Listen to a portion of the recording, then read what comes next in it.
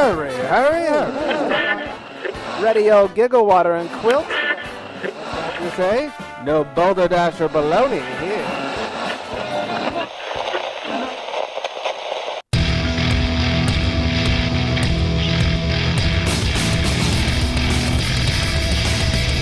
Cheers, everyone, and welcome to The Unfiltered Gentleman. And now, breaking the seal all over the finer things of life, Greg, Scott, and Dan. Oh, that's right. Welcome in, everybody. Greg, Scott, and Dan here. The Unfiltered Gentleman. We have quite the show in store for you. At least we're going to enjoy it. We have joining us in just a couple of seconds, Jacob Zuchowski. He's of Silver Moon Brewing up in Bend, Oregon. First, though, gotta get through the usual stuff. I'm Greg. That's Scott. That's me. And that's Dan. Hello, everybody. Absolutely. Thank you guys for joining in. Thanks for listening. Thank you for spreading the good word about the show. We've had a lot of nice feedback lately. It always feels good. Yeah. So thank you. Thanks for all your tweets and absolutely. Your Insta whatevers those are. Thank you all for spreading. Yeah.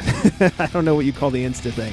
Just whatever it is. Something. Thanks for doing it. There you go. So. Whatever you're doing, thanks. Keep doing it. Yes. We have no one official beer of the week because we have 3 beers a week, but we're going to get into that shortly. Before we get any further into the show, let's bring him on in. Jacob, how's it going? Good. You guys all having a good one? We are. Yeah, thanks for joining us tonight. Yeah, thanks for having me. Yeah, did I say your last name right? Zuchowski? You did. I'm impressed. Oh, good. I've just earned a drink. So the short story on you is you are the Director of Brewing Operations at Silver Moon Brewing up in Oregon, and you just started there, right? Yeah, it's been about 2 months now. So, and before that, you were at Worthy Brewing. I guess what I'd like to get from you to start off with is a little background. How did you start out in brewing? How long you been brewing? Started home brewing in college. Majored in music in college, and just kind of did a lot of music. So that was an easy degree when I realized I wanted to brew, so I could get out of college as quickly as possible with a degree. And then got married shortly after that. My wife on our honeymoon, we both got responses in our respective fields that we hoped to get into while we were on our honeymoon. And came back to our jobs. So that was my first stint in the professional brewing world. Got picked up by a brewery, no experience, lasted a little while. And, in hindsight, I probably wouldn't have hired me either, but I learned a lot. So went from there, couldn't find another job for a while and just went to school. And then a lot of stuff picked up after that. Davis was the program. Oh, like a beer program at Davis? Yeah. It's the Master Brewers program that they offer there. Cool. Now, is that like an actual degree you can earn? They do offer, up through a master's degree there. And yeah, it's a 6-month program. You get a certification through the IBD. And yeah, they set you up with good career options and stuff like that. Pretty intense. That's very cool. That must be kind of a newer thing. I mean, being able to go to college to brew beer. There are more and more colleges offering that option. The one at Davis, has been put on by Michael Lewis since the 60s. It's basically a well-funded program, started with a lot of Anheuser-Busch employees and brewmasters get put through that program. There's always a segment of the class that is from one of the big breweries, but mostly it's guys kind of either changing direction or have been brewing in the smaller craft brewer sector and wanting to up their skill and move on into bigger, better things. Mm-hmm. How long were you homebrewing before you became a pro? I guess this is probably about 3 years. That's not bad. Yeah, started just before I turned a certain age. But, yeah, shall now that remain I'm doing the math, numberless. it's probably yes. Yeah. So we're down here in LA. We're in Southern California. As an outsider to your area, it seems like Bend and the surrounding regions really starting to blow up from the craft beer scene. What's it like up there? All the beer going on. Yeah, there's a lot of places. You always hear about places opening all the time. A lot of them tend to be kind of press release sorts of deals. But all in all, the the beer community and brewing culture here is pretty great. Lots of events, stuff always going on. It's a very educated population. San Diego has like 150 breweries or something like that. Outrageous. I saw the other day. At least, yeah. It's crazy. But, per capita, we've got 90,000 people here in Central Oregon, and 30 official breweries, something around there now. I can't even keep track. But there's a lot of them. And it's funny, I'm from California, and you don't get much of a sense of what's going on up here because it's so hyper regional. Very few places have broken into the California market just because it gets completely drank up here. Yeah, I'm sure a lot of people down here have heard of Deschutes. That's pretty famous.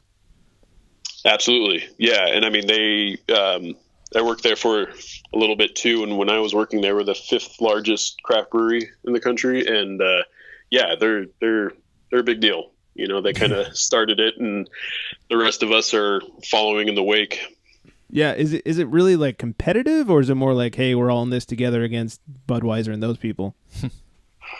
There is definitely that mentality, and you'll find that across the industry pretty much, period, because any of our growth is at the behest of the big guys. We're not really cutting into each other so much. When you still think 85% of the beer consumed in this country is not craft beer. Travesty. It's pretty easy to see that, we're not competitors, and on the brewers, side of things, it's pretty easy because we're all friends, and we'll all probably end up working at either the same brewery together or for each other at some point down the road. It's kind of a incestual industry. Some sort of collaboration at some point, at the very least. Well, a lot of collaboration and stuff like that going on. But just, you need a spare part, you need some help, you need whatever. There's always somebody who's willing to lend a hand. Yeah. Well, speaking of collaboration, you went from Worthy Brewing to Silver Moon Brewing. What about Silver Moon drew you over to them? Little change in direction kind of in my career. I'm there. Yeah, they just installed a new 30 barrel system, and my focus is kind of getting them geared up towards like big boy production brewing, which, we're killing it over at Worthy. The brewery is just barely 3.5 years old, and we're going to be pushing 20,000 barrels. They should be this year. So very fast growth. And just, that's the exciting time. So I'm, over here sharing my knowledge and getting everyone up to speed. Nice. There you go. Say, Jacob, this is Scott. Just wondering, which beer was your first craft beer?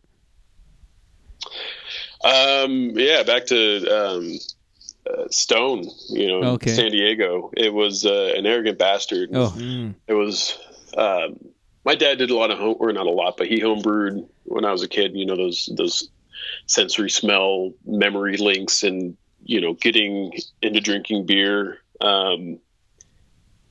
Those smells would just take me back, and it was a double bastard ale, excuse me. Oh, yeah. And I think my uncle got one of the huge 3-liter bottles, and he was sharing it around Christmas, and I had a sip, and it was unlike anything I'd ever tasted before. Just so wildly different. My dad would drink like Sam Adams and Pete's Wicked and that kind of stuff that you can kind of get around the Bay Area. And as a kid, I'd always ask for sips and whatever, but tasting a sip of that was so drastically different. I was boggled by how they could get those flavors, and at a young age kind of launched into just trying to understand beer.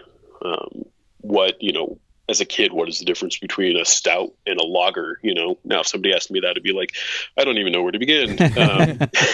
But color. Yeah, right. Not even comparing the same thing. But that was pretty much the beer that just kind of revisited some early childhood sensory stuff that excited me and launched me into a kind of an investigative frame of mind into beer. Wish my dad would homebrew. Me too. Yeah. I wish I knew how. Yeah, that's pretty good. I don't know if that was my first beer, but I know it had to be one of my first, and it's like once you drink one of those, you're hooked, man. That's good stuff. So which style is most fun to brew? Most fun. I mean, yeah, here They're we all are fun to production drink. brewing. It's fun to brew. Right. I've done some weird stuff, and it's kind of the stuff that challenges you that ends up being the most fun. I could say something like sours. I've done a bit of souring, but it's a lot of waiting around, and then you get that one exciting every couple of months where you get to taste the barrels and go through them and monitor them and everything. But as far as brewing, it's to tell you the truth, it's brewing one batch is very similar to brewing another batch. Just like the different ingredients is about the only thing that's changes with it. Yeah, essentially, especially in production. And like I said, the only time it's fun is when you're doing something really out there. Like I tried brewing I mean, this seems absurd. And I know somebody who's done it, and it was an excellent beer, but brewed with 100% malted oat. Wow. Mine ended up going down the drain. But I'm glad to say I tried, and I learned a lot. That the consistency of it was not unlike snot. You could almost take like a honey tip and stick it in there and pull it up, and just all the beta glucans would just stick together. Wow. And it was just it was weird. Wow. Pour that on your pancakes. Pretty much, yeah. No, it was not good at all. Oh man. Is there anything unique about like the way you like your style of brewing or like your style of ingredients that you pick out or anything like that?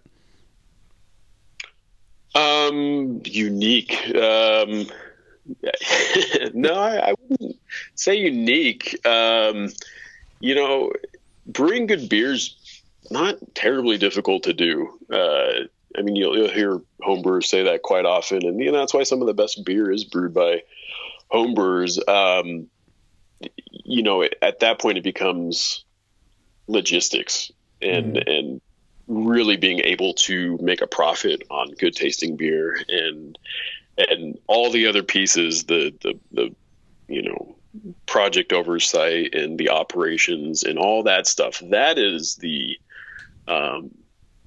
that's the learning curve for a lot of brewers, because anyone can be like, oh, I make good beer on my homebrew system and try and transpose that into a craft system. But when I get the opportunity to brew on the smaller pilot systems and stuff like that, I definitely like to have fun and challenge myself. I try and brew beer that I don't like to the point that I do like it. Is what I typically end up doing. Is this beer that I'm like, I'm so sick of these, I'm just going to have to go reapproach it and try and enjoy it. Like if I have another IPA, I just might, whatever. If I'm in that state of mind where it just seems like all I'm having is great IPAs and they're boring, One question I like to ask all the brewers and brewery owners when we talk to them is, what do you say to new craft beer drinkers that walk into the tasting room or walk into the brewery and they do that whole like, oh, I don't like beer? Well, they might not, it's not for everyone, and that's fine. But I think the problem there is people have preconceived notions about what it is and what they don't like, and the tragedy would be that they're limiting themselves from something that they really, really would like. I used to work in retail selling beer as a beer purchaser at a big box chain beer store, and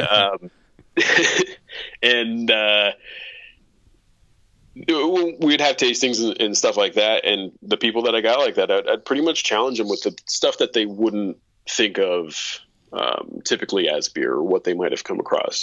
Have them try a double IPA and pair it with a sharp cheddar and see how those flavors meld. And to food pairing is kind of the way to go. Or you get a lot like, oh, I don't like beer because it's so carbonated and it makes me feel bloated and whatever. And it's like, well, you drink soda? And they're like, oh yeah, no problem. It's like, well, that's a bit of a problem. It's just people kind of work themselves into these mindsets, and at the end of the day, if they don't like beer, that's fine. They don't have to. Yeah, they're lost. Or for the rest of us. Yeah, exactly. Exactly. What's the most annoying thing you've encountered with people trying your beer? It's funny.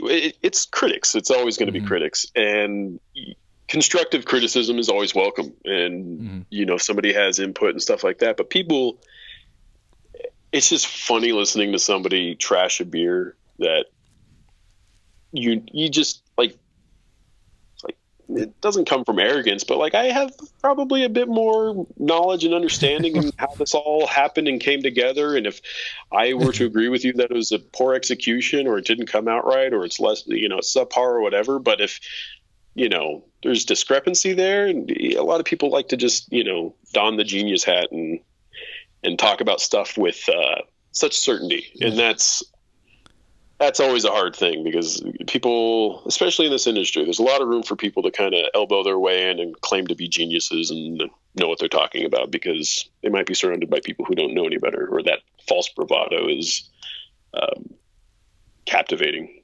Mm-hmm. All walks of life experience that, I guess. Have you ever looked up any of your beers on Untappd or any other beer rating sites? Every once in a while, I don't do the Untappd. I feel like it ages me a little bit to say that. I've actually probably ended up drinking less varieties and sought out beer less the deeper I've gotten into the profession, because one, a lot of it makes its way to me just by friends and ended up having really, really amazing beer that I didn't seek out or try and purchase. It just falls in my lap. It's like, oh, here's a West Veteran out of nowhere. Those seem to just, my fridge accumulates them. Don't know how. Must be a shame. Yeah. But, yeah, it's lost track of the question actually there for a second. It was, have you looked up any of your own beers on the beer rating on sites? Taps? Yeah. So no, I haven't. I'm every once in a while I'll check with people who have the app or whatever and see how they're doing. I'll go on Beer Advocate and kind of monitor stuff. And but no, it's kind of you get lost in the process of it and doing it the best. And at the end of the day, it's kind of the point. You hope people appreciate it and don't get mired in the commentary. Hey, are you the one that decides what beers Silver Moon's going to produce? So me and my buddy Jeff Shallon, I've known him for quite a while. He's the head brewer at Silver Moon.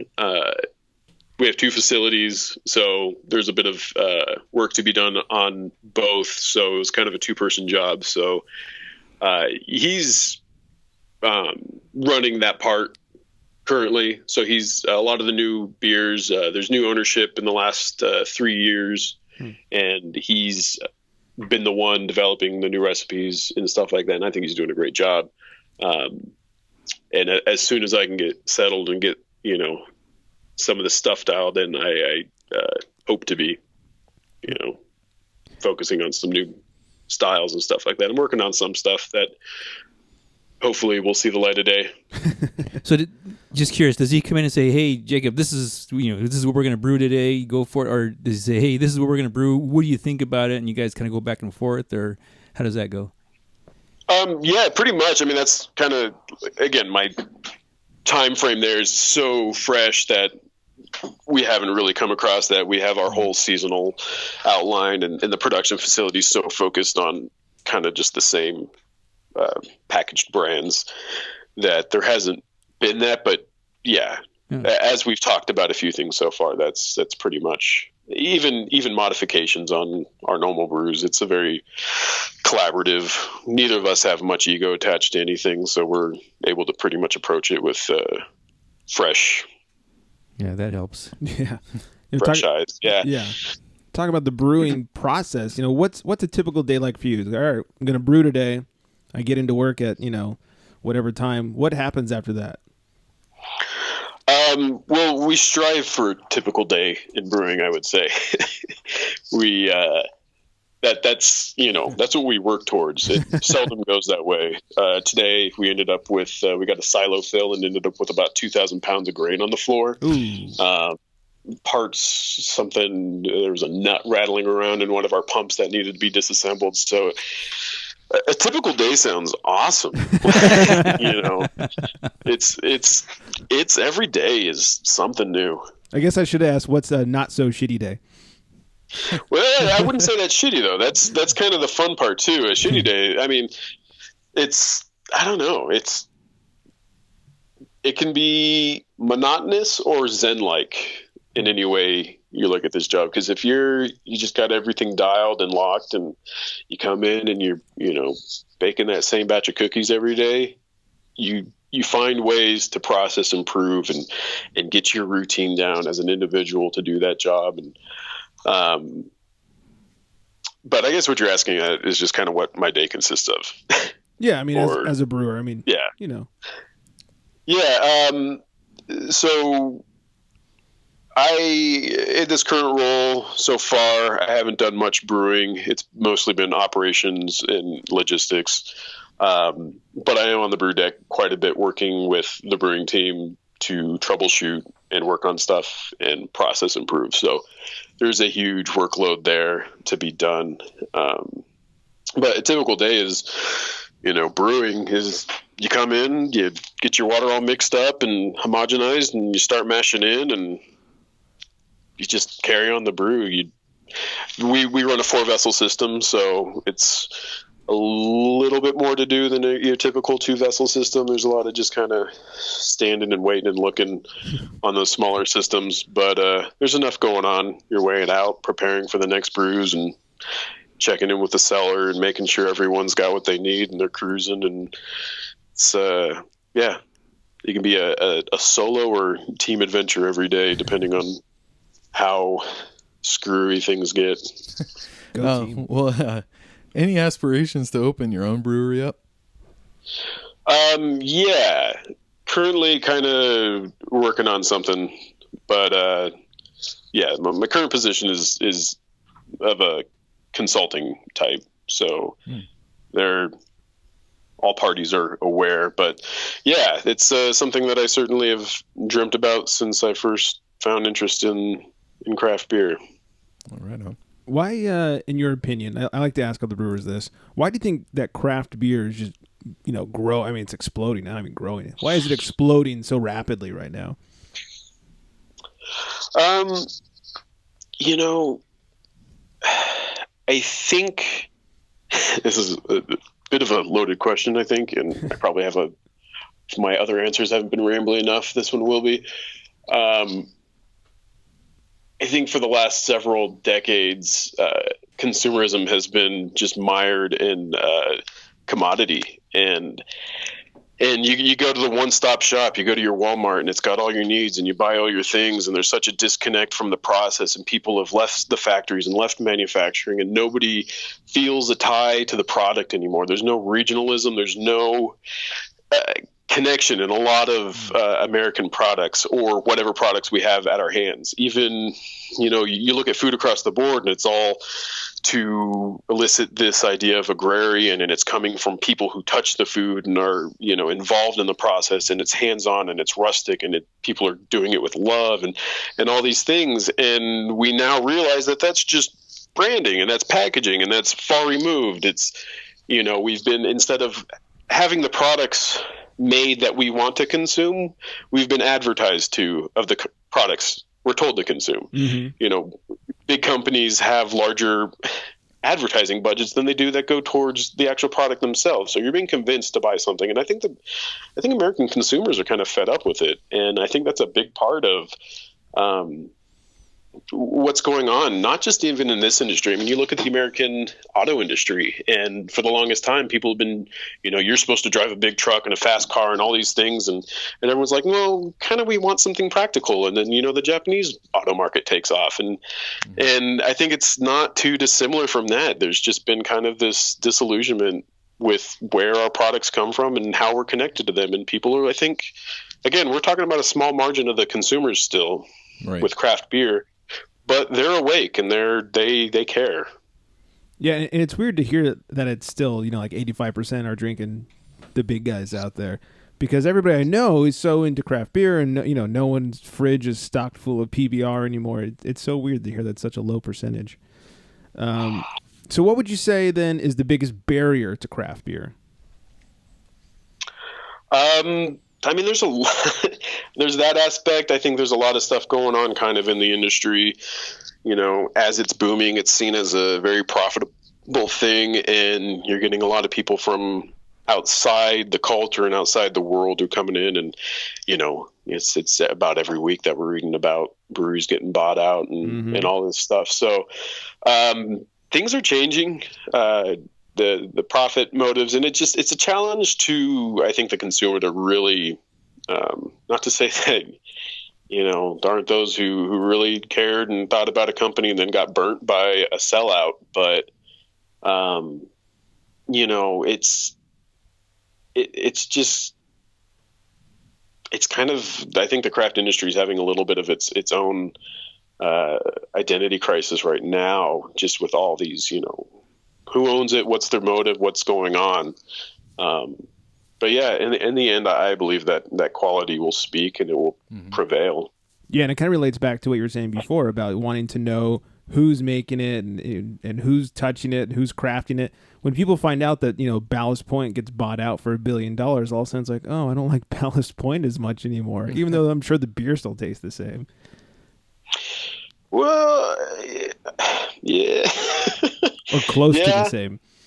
You know, I mean, they've obviously gone through a lot of new stuff since the buyout with all their different flavored. Yeah, now it's just a bunch of fruity IPAs. Right. I mean, that's they're going nuts there. But I don't even think it's so much about even the beer and the way it tastes. It's, you know, it's about the community, and the community wants to be involved and connected to the product the same way they think that the people making it are involved and connected and care about the consumer. And when you've invested, you know, so much energy and care into a company like that, and you've watched them go from a small company to a big one, and then for them to just be like, you know, cash out, check out, you kind of go, wait a second. As a consumer, I'm speaking. It's just like, I put time into this, and like, I care, and I feel like, you know, I was sold out. I think that's the perception. And it's sold out to somebody who you might not identify with. So I think that's kind of the hurdle for consumers to overcome when it comes to that stuff. Or not overcome, but that's the real challenge. That's what hurts. Mm-hmm. Well, going back to beer and your personal preferences, what's your favorite craft beer and food combo? Craft beer or food combo?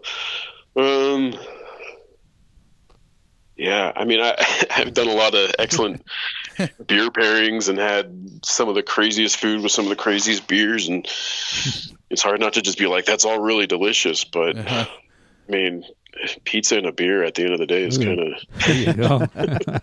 you know, the two just work. Yeah, all it comes back to the simple things.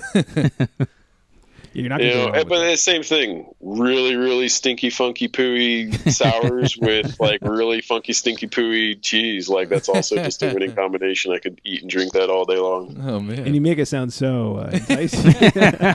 Sorry, yeah, those are industry terms. Pooey. So speaking of preferences, here's the big question: bottles or cans? So I've done a lot in my career with packaging. Recently, I really installed a very large, fancy, expensive canning line, and it really depends. Like I saw the other day a lambic in a can, and I just, as much as I believe and know about, you know, cans and what they do for beer, I'm just like, that's not right. It's hard. It's not as sexy. It's not. I mean, it's cans in every, you know, capacity are every tangible, I guess, capacity superior. You know, no light, you can throw them in a creek and get them chilled down really quick, and no oxygen ingress. Mm-hmm. You know, very recyclable, lightweight, you know, cheap, all of it. Great. But there's something just about the human aspect of a bottle, and that's the way we've been drinking beer for so long. And there's just ceremony to it, you know, especially with a cork and cage bottle, popping one of those open. You just, I think the market perception, you know, in the end is the only perception. You can make great beer all day long, but if people perceive it as being garbage, they're not going to drink it. But, you know, again, bottles yield themselves well to beers that could use a little bit of oxidation and age. With, again, like I speak of the cork and cage and stuff like that. But each beer belongs in its respective vessel. At the end of the day, you better pour it into a glass. That's all that really matters. Absolutely, I agree. Last question for you before we talk about what we have here beer-wise. You said you grew up in California. What's your favorite California beer? Or at least favorite California brewery, if you can't narrow it down that far. Yeah, I mean, I hate the favorite beer question. I'm going to phone it in and just say Russian River because, you know, it's the crowd favorite, but for good reason. Vinny's awesome, and he's the most humble person, and he puts in so much work, and he is on the brew deck, and that permeates their culture and the flavor in their beer. And I can't think of a classier dude in the industry than him. So they take the cake. I like that. Next time you talk to him, tell him a little Blind Pig down south would be nice to go to. It's so hard to find. It is hard to get here. Mm-hmm. That's funny. The Pliny Pig, I've not heard that request. It's always Pliny. Pliny, you know, has finally gotten to the point where I can find it in a couple of locations most of the time. Yeah. I like Blind Pig a little bit better. People always think I'm crazy for saying that, but I like it a little bit better, and it is way harder to find. And I just, yeah. You know, but I'm a weirdo. So anyways, so you were nice enough to send us a couple of beers. We have the Get Some Pale Ale, the Chapter 2 Casual Ale, and the IPA 97. I was hoping you could just kind of like walk us through a tasting, kind of tell us what we should be smelling and tasting and the notes and all that good stuff. Right. Which are all packaged in cans. Of course. I got my glass, though, so don't you worry. Good. Yeah, I think it should be pretty obvious, the tasting order here. Mm-hmm. You guys can crack open your Chapter 2s. Essentially, just a session IPA, but pretty much dry hop to Kingdom Come. Everyone's cracking open. Yeah, here. We're ready to go. Music to my Cool. ears.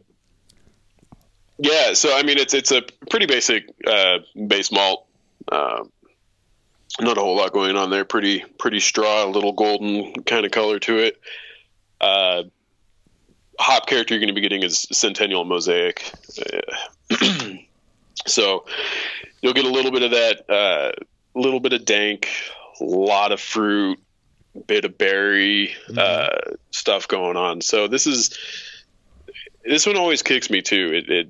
It's such a light, drinkable beer, but the hop aroma just, especially in the cans, cracking open the can and just getting hit with that pop of aroma. Mm-hmm. This beer right off the bat. So, and it goes down real nice and easy too. For sure. Yeah. We have a 30 IBU. That's not bad. 30 IBUs, 4.7%. That'll get dangerous after a while. Oh, for sure. Yeah. And you're not even hit with, like you said, 30 IBUs. You can keep drinking it, but it's hop flavor and hop aroma. Yeah, definitely. You can let your wives have a little bit. They won't be too offended by the 30 IBUs. I mean, you shouldn't, but you can. Yeah. If you have to. Yeah, and I mean, other than that, the malt character is just pretty clean. Biscuit, little bready. Our yeast strain is pretty clean too. It doesn't throw a lot of fruit ester. It really set up for just kind of pop aroma.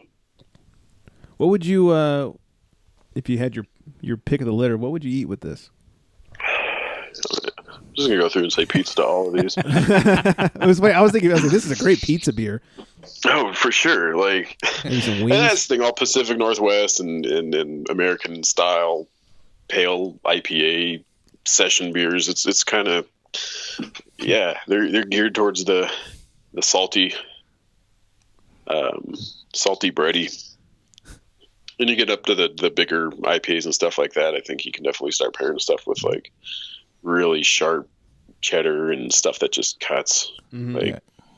I usually flavors, barbecue sauce and stuff like that. I usually pair my beer with another beer. There you go. It's good pairing. Yeah. It's a great combo. All right, so that's the Chapter 2 Casual Ale. We'll move on from Yeah. there. So on to the get some. Get some pale ale. Oh, more cans opening. Pouring into my glass like a good citizen. So this one, you know, the hop aroma, the main hops for dry hop could be Citra and Centennial. So the Centennial stays the same. You definitely get that huge citrus presence. Yes. But you're able to this one's a little bit more bitter, not massively so, but you can really kind of compare and contrast the Citra and the Mosaic between the two and see how they are similar. They both get that dank quality, Yeah. but This one a little bit more. yeah. Citra tends to be, it's the darling hop that everyone wants. Same with Mosaic. I mean, they're both so freaking popular. But they're both very touchy, depending on when they're harvested. You could end up with a lot of garlicky, mercaptan, funky BO, gym sock kind of stuff going on. And just the region too, you can get a lot of stuff going on, and I'm from lot to lot, you never know what you're going to kind of get. Yeah. But unless you make it out and do hop rubbings for wherever you happen to scrounge up the last drops of either of these hops. Citra's the real hard one to get right now, right?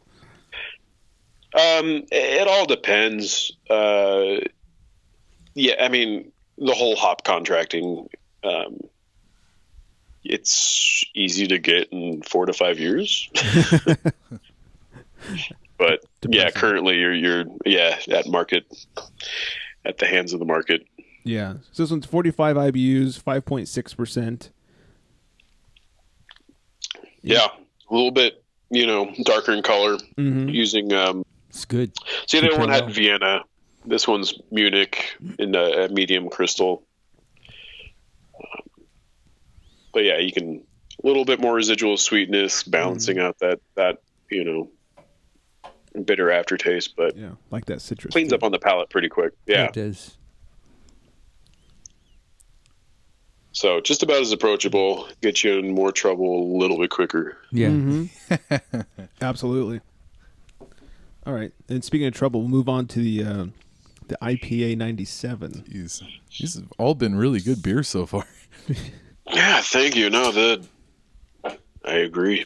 Like I said, I haven't been there very long, and I don't dare take credit for much of it, or really any of it. We'll give you all the credit anyways. We're not talking to the other guys, so there you go.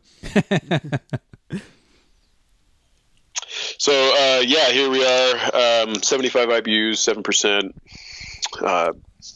Not all that much darker than, I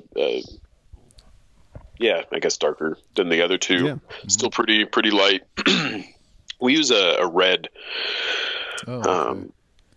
malt in this, so it gives it a little bit more of a copper tone. But the hops that you're looking at here are the two from the other ones, Citra and Mosaic plus Cascade. So, blend of the two, you definitely get the dank citrus. A little bit of exotic fruit comes out with both of them. Some, passion fruit, mango kind of stuff going on. But yeah, pretty juicy fruit. And I don't know about these guys. I get a little more malt on the tail end of this one. Definitely. I was about to say that too. And he said he mixed, with the red. You could definitely taste it from the other two. Right. For sure. A lot more specialty malt goes into this one. And not only that, just more malt, period, just because of the alcohol content or the gravity there. So It's yeah, I would say more balanced. The other two are in lightness of malt and body, a lot more hop forward, whereas this one's Right. more balanced. Is this another pizza beer? Oh yeah.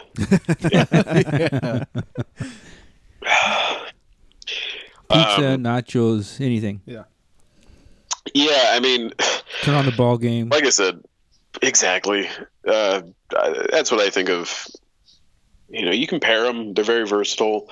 Me, I'm not a big kind of spice and hoppy beer. Those two flavors can just conflict for me. But there are people that just love their sriracha on anything while they're drinking IPAs. It just doesn't work for me. But yeah, here this is barbecue chicken, blue cheese pizza. You had me at pizza. Yeah, I'm one of those people that love sriracha on everything. Not my beer. Yeah. I mean, there's certain beers that I think pair with spice pretty well, but I don't find hoppy beers to be the ones. Yeah. Well, I got to tell you, you can't go wrong with any of these beers. They're all fantastic. Mm-hmm. Glad you guys are enjoying them. Oh, Yeah. Glad absolutely. to meet it to you safe and sound. Yeah, I'm glad nothing exploded in the box. Yeah. That could have been dicey. Well, Jacob, thank you so much for hanging out, for taking the time, for sending us some beers and walking us through everything. Really appreciate it.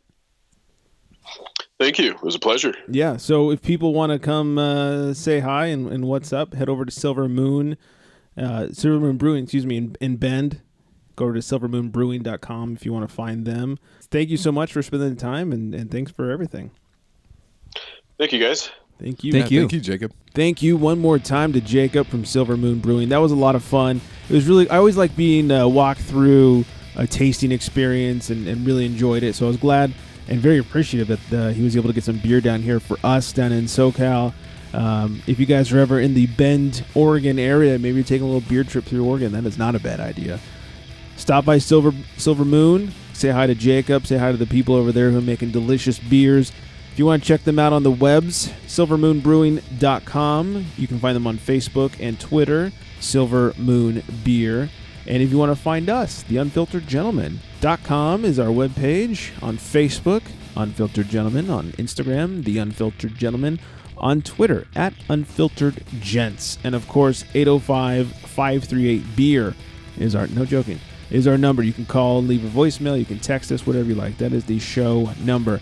Anyways, keep hashtagging, show us your beers. We like seeing what you guys are drinking out there. And we'll be back next week with a normal show. So on that note, good night, everybody.